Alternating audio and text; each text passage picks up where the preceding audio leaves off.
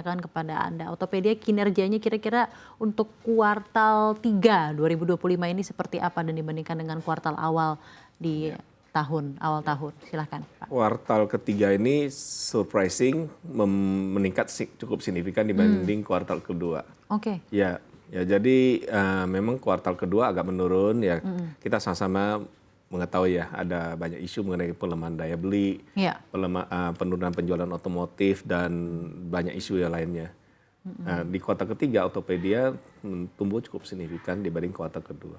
Oke, signifikannya dalam hal angka kira-kira berapa naiknya, Mas? Ya, kami jadi secara kuartal to kuartal ini kami bisa tumbuh tahun ini sudah 26,3%.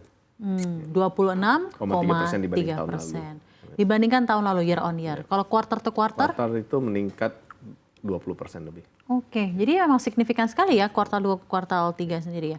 Jadi dari analisa Anda kira-kira faktor apa ya menyebabkan peningkatan signifikan dari kuartal 2 ke 3? Dua hal ya, karena kami melihat, jadi kalau otomotif ini kan kalau kebutuhannya itu ada. Jadi kalau kuartal kedua turun biasanya ada kebutuhan yang tertunda.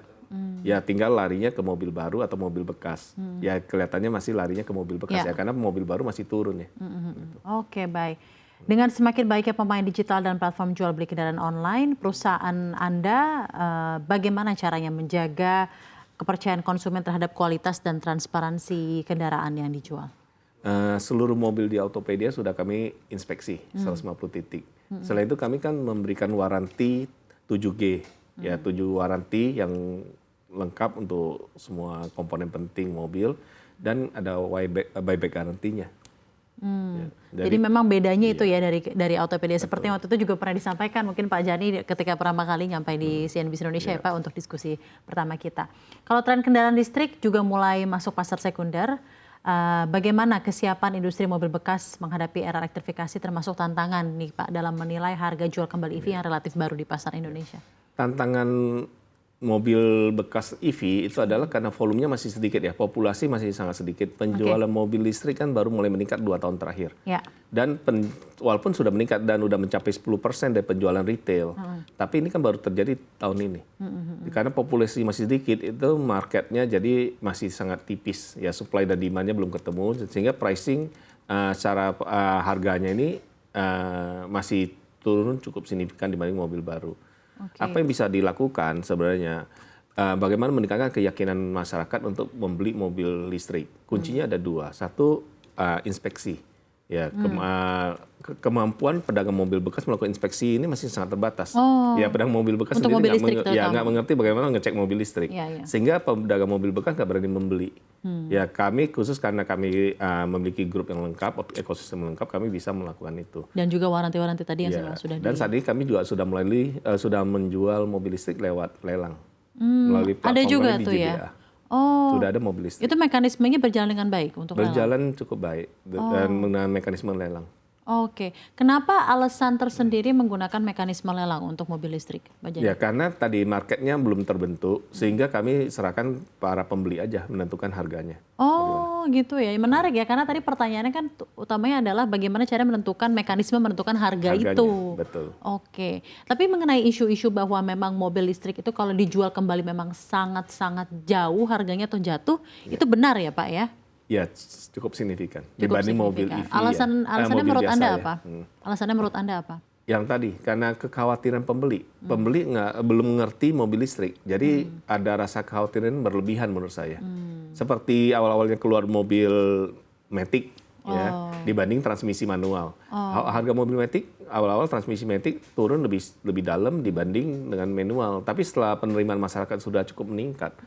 Ini malah sekarang mobil Matic lebih tinggi harganya dibanding manual. Jadi kekhawatiran karena kepahaman ya mengenai. Oke, baik. Kira-kira Anda melihatnya trennya berapa lama sampai akhirnya penjualan dari mobil EV lagi gitu ya akan memiliki mekanisme harga yang lebih baik? Ya tadi setelah populasi penjual mobil secara populasi sudah cukup meningkat. Ya kan. Kedua tren teknologi baru tidak secepat sekarang. Ya kalau tren teknologi baru keluar cepat sekarang, ya memang kalau mobil yang teknologinya udah lebih belakang kan jadi lebih murah harganya. Pak Jani, saya juga ingin tanyakan kepada Anda, mungkin bisa diceritakan Pak, bagaimana Autopedia memanfaatkan data dan teknologi untuk meningkatkan pengalaman pelanggan?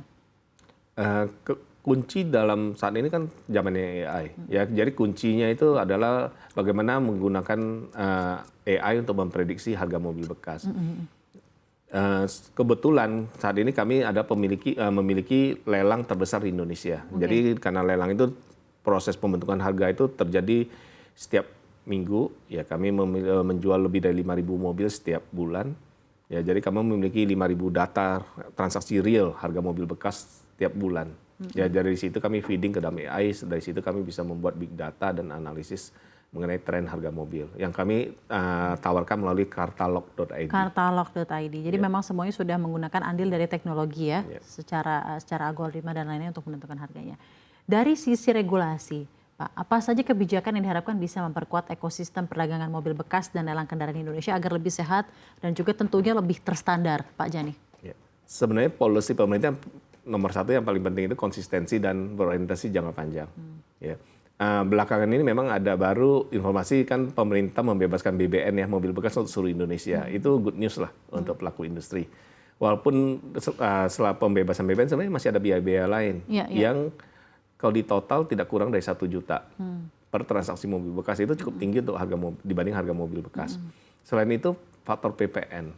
Ya, PPN final mobil bekas sebesar 1,1%. Itu kan cukup tinggi dibanding dengan margin yang biasa didapatkan oleh pengusaha UMKM mobil bekas. Akibatnya ya jadinya kepatuhan pajak dan potensi pendapatan pajak malah hilang karena karena PPN-nya menurut saya agak terlalu tinggi dibanding margin yang mereka biasa dapatkan ya. Oke.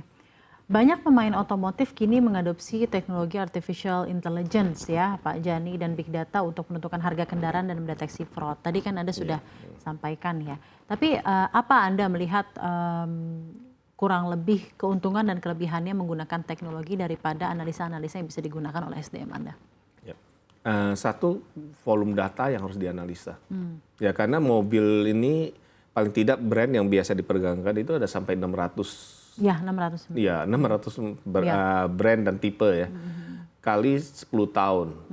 10 tahun terakhir ada 6.000 data yang bergerak, tiap daerah berbeda dan dari bulan ke bulan berbeda harganya. Jadi kalau tidak menggunakan teknologi itu mungkin sangat susah dan boleh kalau nggak mau dibilang tidak mungkin ya. Apakah di Autopedia sendiri, di perusahaan Anda, teknologi yang Anda gunakan secara kompetitor map lebih baik Anda merasanya dalam hal menentukan mekanisme harga dan juga big data dari mobil-mobil yang dijual?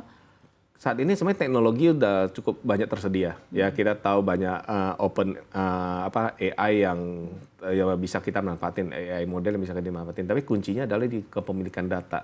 Ya, kelebihan kami karena kami memiliki data yang lebih cukup lengkap ya. Karena kami memiliki balai lelang dan kami memiliki penjualan retail juga.